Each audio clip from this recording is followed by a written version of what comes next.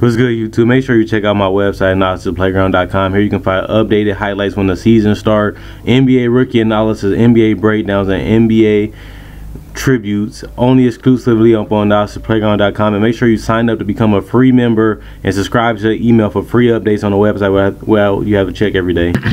What's good, YouTube? Is another What to Expect coming at you with the Milwaukee Bucks. This team has loads of potential. They finished 41-41 last year, mostly because the Michael Carter-Williams trade messed up their chemistry and they never could get it back. But they played decent in the playoffs to me. They end up winning 2 games and almost went to game 7 because remember they went into double overtime and they came up short to the Chicago Bulls, and they end up ultimately getting embarrassed in the game 6, the closeout game, and they end up coming up short. So I think the Bucks end up going to be better than a lot of people predicting. I think that they're going to be a top 5 team in the East, depending on how they start off the season, how they end off the season. Because like last year in the mid-season, they had a groove. They was feeling each other. The chemistry was at an all-time high. Then they made that trade, and they stumbled into the playoffs.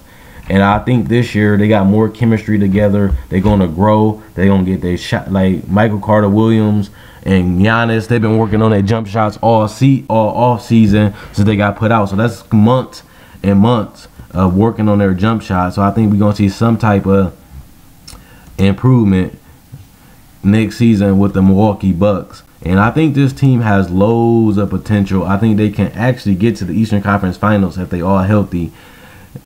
And we gonna see. And they added Greg Monroe, which was a good signing for them because he's get to play the center position. One of the reasons why he was struggling is because he's not really a floor spacer. He's not a stretch 4. He's not a knockdown mid-range shooter, even though he improved on that area. But he likes to bang. He likes to post up. He likes to pass out the post. He likes to execute in the post. And he still can knock down the spot-up shot, but that's not really his primary focus offensively. What you should do with him is make him a spot-up shooter. That's not really his strong suit, even though he can knock it down from time to time. And he's probably going to work on that this offseason too to give the Bucks more floor spacing.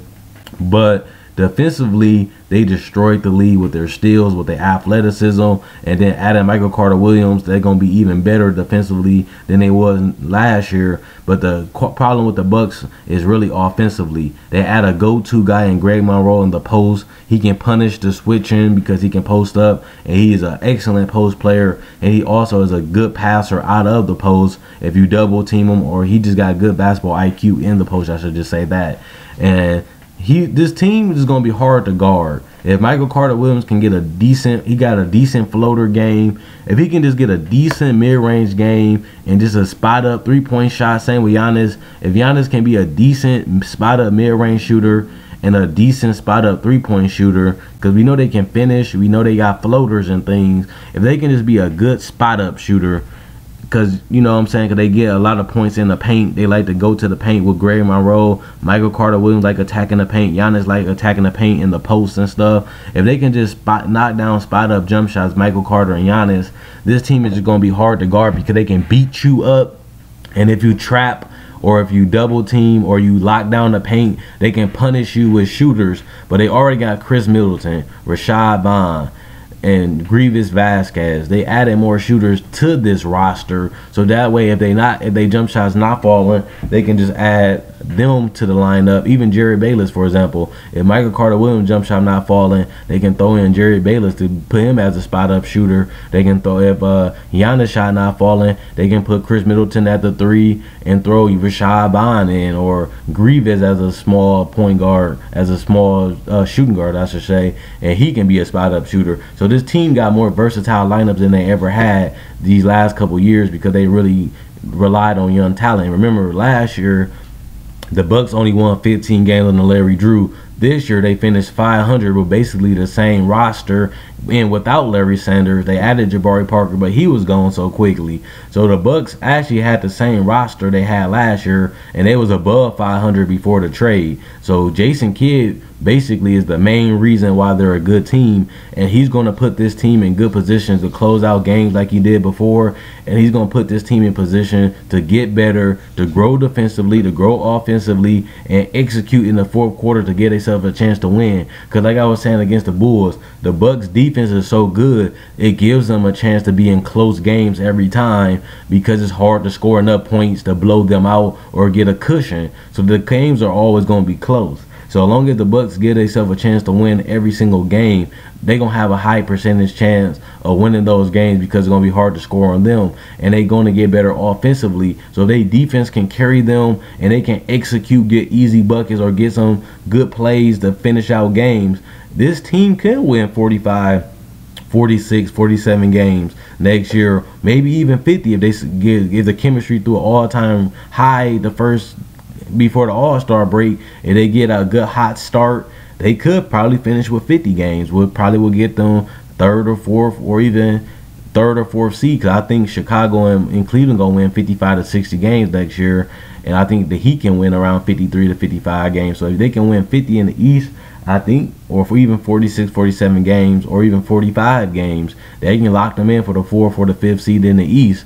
So I like what the Bucks can do. I like what Jason Kidd has been doing with this team and with this roster. And as a management, we got rid of Herb Cole and them, who was just playing for the 8th seed in the East. Now we got a team that's trying to compete for a championship. We locking down players young. We got a huge amount of cap space. We gave Chris Middleton the money he deserved. We gave Greg Monroe the money he deserved.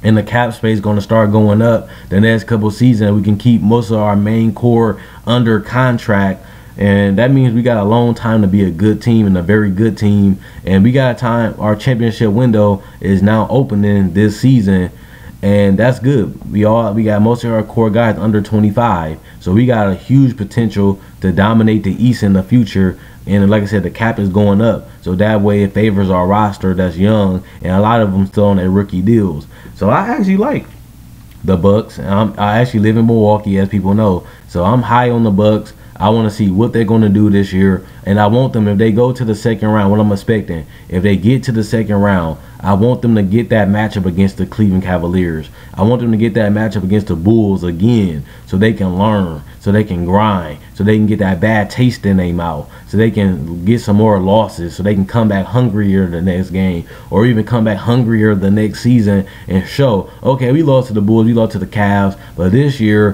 which will be 2017, we think we can beat them. We, like Indy was saying against Miami, but they end up losing their chemistry and they lost their mind, end up losing to Miami because they lost everything they did that first couple months. They lost it and stumbled the last couple months that season, but they still made it to the Eastern Conference Finals. Like I said, the Bucks, if they lose to the Cleveland Cavaliers and stuff, they know if they come up short again, I think 2017, the year that they go to the Eastern Conference Finals, which means they probably a year away from winning the championship to me. I feel like this year they might come up short in the second round, or even they may come up short in the second round. Next year, I think they'll be in the Eastern Conference Finals battling for a championship, because they're going to be better offensively, and they're going to have that chemistry, and they're going to have that bad taste in their mouth. So I like the Bucks' future. And like I said, we're going to lock most of these players down in the future, and the cap is just benefiting us because we can keep all these young, talented players under contract in the future. So I like what we building. I like our identity defensively. Now we just got to find our identity offensively, and hopefully Michael Carter Williams and Giannis develop their jump shots as a spot up mid-range and a spot up three-point shooter, so it's harder to guard us, and helps Greg Monroe be able to operate better in the post, because you don't have to worry about everybody trapping and double teaming him.